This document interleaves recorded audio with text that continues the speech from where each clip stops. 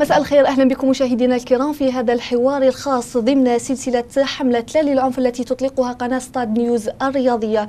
سنتطرق لموضوع العنف من الناحية النفسية. إذا تحضر معي في الاستوديو أخصائية نفسية وأستاذة في معهد التكوين الرياضي عثماني ويزا، أهلا بك.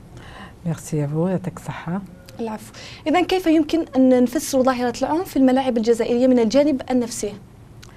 La violence sur le plan psychologique en Algérie, et que ce soit en Algérie ou ailleurs, on peut dire que c'est la cause essentielle, c'est beaucoup plus d'abord l'agressivité, et avant de parler de violence proprement dite, parce que vous avez plusieurs types de violence, vous avez la violence verbale, vous avez la violence physique et bien sûr la violence armée, on n'en parle pas, mais la violence. Et je disais que l'agressivité au départ, surtout en tofl, c'est-à-dire l'enfant est agressif. Pourquoi? Parce que on est en train de l'éduquer.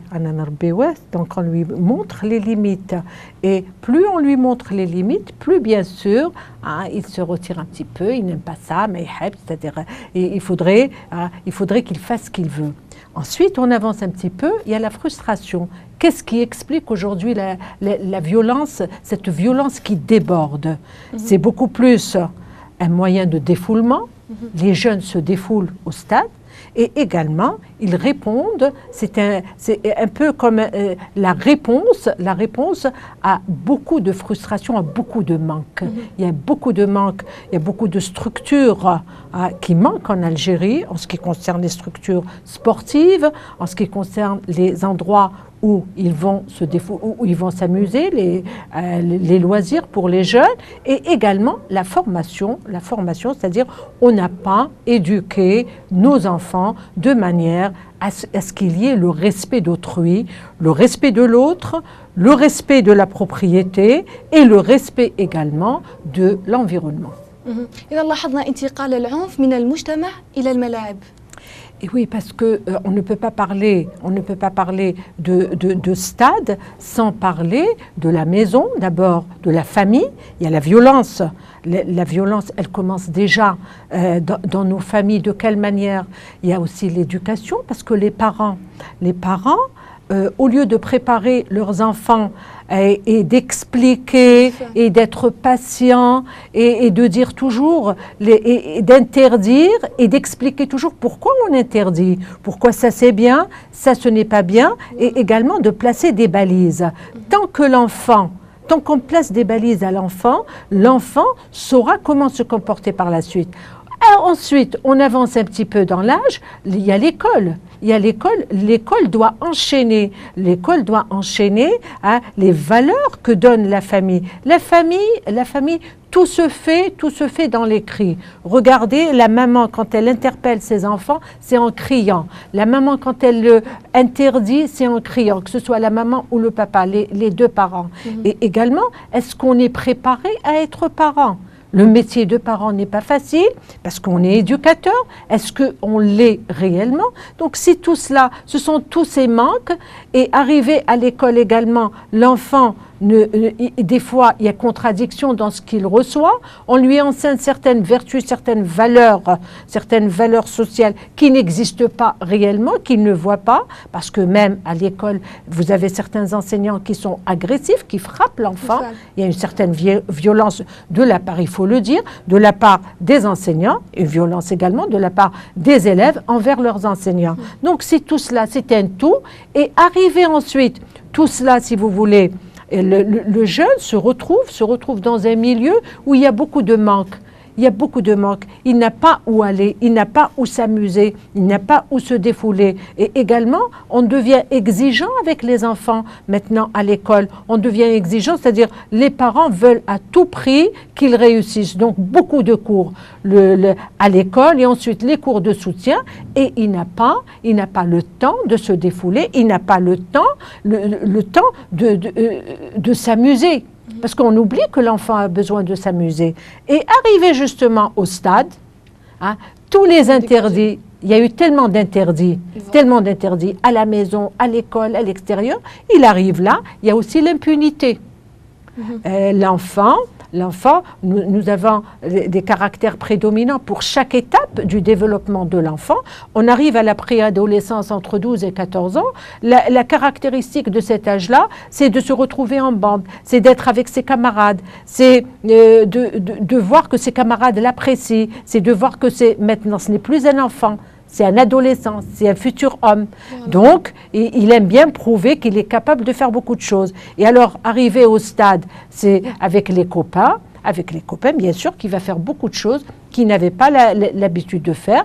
Et aussi, il y a l'entourage, il y a la télévision, il y a la radio, il y a les journaux. Voilà.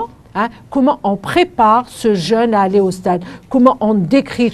حتى الأسرة أكيد عندها دور، الوالدين، المدرسة، لكن أيضا هناك النوادي الرياضية. Et oui, bien sûr.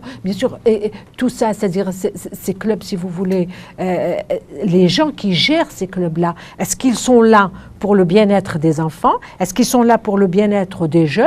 Ou bien c'est pour se remplir les poches? La question reste posée. Je ne sais pas. Mais est-ce qu'il y a également une formation, est-ce qu'ils subissent une formation adéquate de manière à ce qu'ils prennent réellement en charge les jeunes? Est-ce qu'ils pensent à leur bien-être? Est-ce que ce match, c'est un match de sport? Le sport, c'est quoi? C'est le spectacle, c'est le loisir. C'est-à-dire, on est là, ça fait du bien de se détendre. Et aussi, le sport, c'est un jeu codifié, c'est tout, c'est un jeu. Donc, si on développe cela, si les responsables qui sont derrière, justement, développent, si vous voulez, cette idée-là, tout se passera bien. Mais maintenant, si on prépare les jeunes à entrer en guerre, c'est un autre aspect du problème. لاحظنا مؤخرا أنه هناك ملتقيات، حملات، لكن ما كاش نتيجة مرجوة، ما كاش نتيجة إيجابية. Et oui, il n'y a pas de résultat, parce que déjà, c'est l'application. L'application ne suit pas. Et d'un, et de deux, vous avez également, c'est des conjonctures. Sera un truc, voilà, on se dit, voilà, on va faire un colloque. Sera un truc, on se dit, voilà, c'est dramatique. C'est des choses qu'il faut faire, c'est un travail de longue haleine. C'est-à-dire, il ne faut pas qu'il y ait de fin. Cette préparation ne doit pas finir. Si vous voulez, cette éducation comment dirais-je, c'est-à-dire cet amour de l'autre, comment le respect d'autrui, c'est tout ça, c'est-à-dire ça ne prend pas fin. De la famille, l'enfant, on n'éduque pas à partir de 10 ans, on n'éduque pas à partir de 15 ans. L'éducation commence dès la naissance, et même avant la naissance par les soins qui sont donnés à la mère, à la femme enceinte. Donc l'enfant, on lui inculque tout cela. On lui inculque toutes les limites à ne pas transgresser, et également les sanctions. Et à ce moment-là, si on fait cela parallèlement, conjointement, quand il y a un colloque, il y a un séminaire, quand il y a une situation exceptionnelle, une situation dramatique comme celle que l'on vient de vivre, oui, bien sûr, on appuie avec ces colloques, on appuie avec ces séminaires, c'est une très bonne chose.